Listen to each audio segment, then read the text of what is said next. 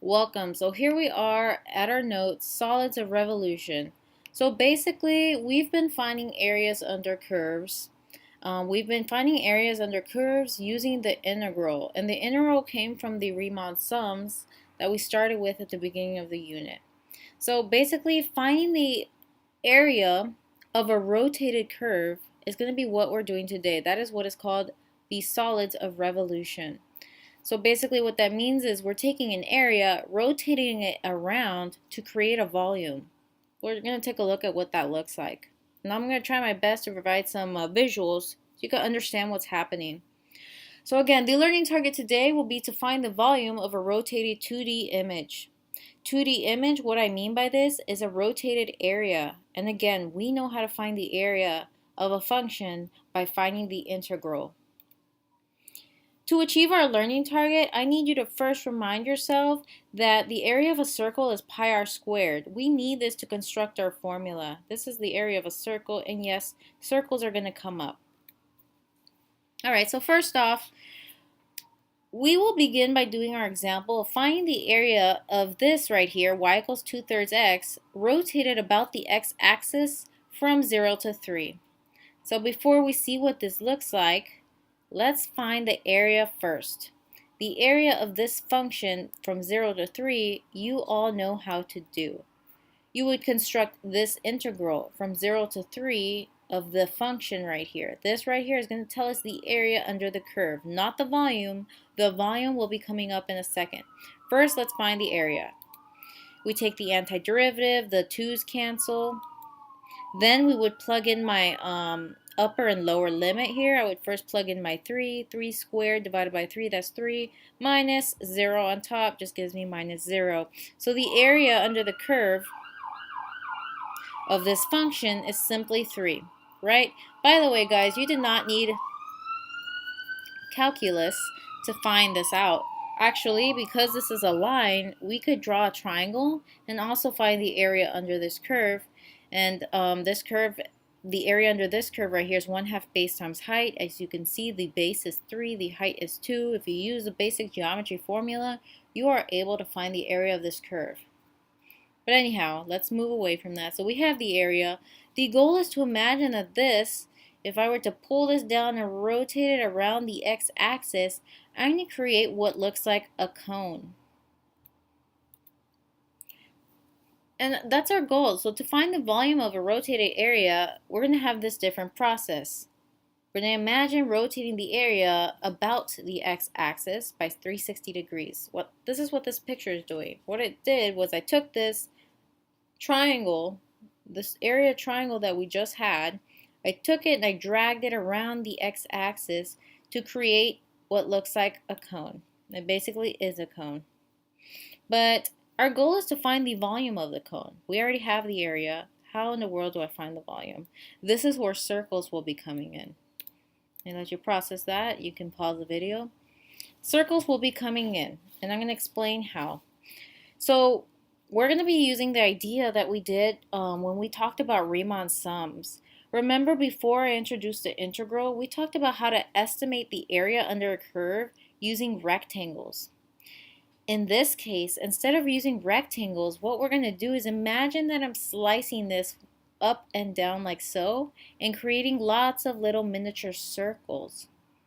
If I have lots of different miniature circles instead of rectangles, I'll be able to find my the volume of this because I'm creating a bunch of little circles instead of rectangles like we did with Riemann sums. Well, let's go ahead and take a look at these pictures.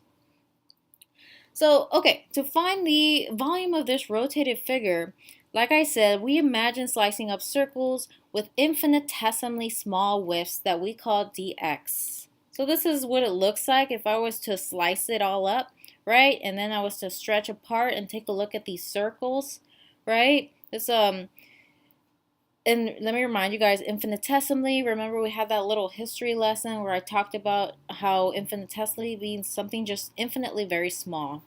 So in order to get the best approximation for volume, we got to make sure that dx, or the little width here, is very, very small so that I get a good approximation.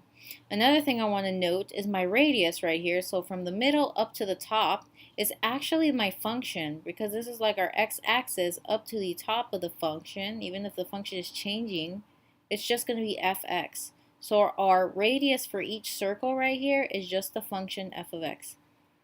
Let's go ahead and compose this. So we know that the area, and here's the goal, guys. We're going to be calculating the area of each of these little circles and then adding them all up, just like how we did with rectangles, right? But I'm not going to go through all that process. I'm just helping you understand what we're doing.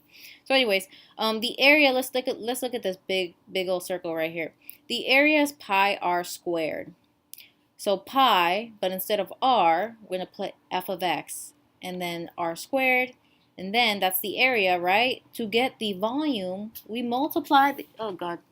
Anyway, my bunny threw my drink. Anyhow.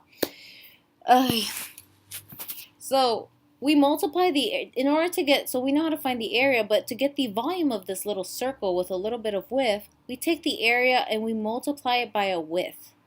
That's what we're going to be doing. So the volume of each slice there, of each circle, is pi r squared times the width, dx. But remember, guys, as I said, my r in this case is f of x.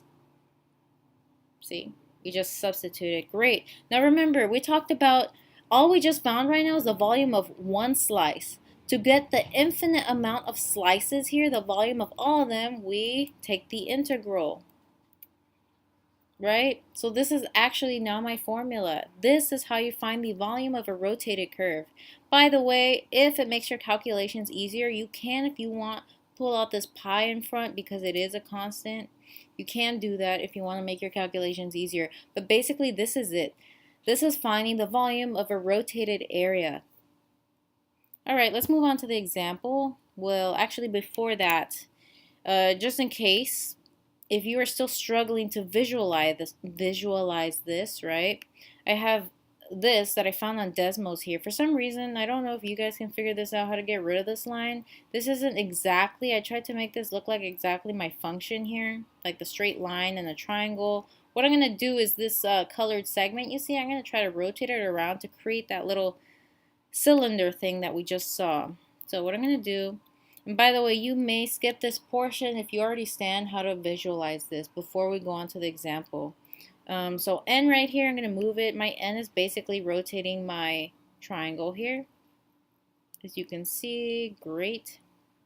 Now what I'm going to do is move this around. So you guys can see, look at this. We're getting that cylinder. So that is the calculation that we're doing. Rotating that triangle gives us a cylinder, right? And basically using that formula is going to tell us the volume of the cylinder.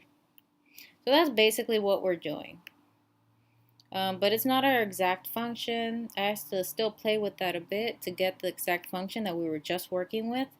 Let's go on to the example. Alright, you guys are going to be having examples just like example 1. Alright,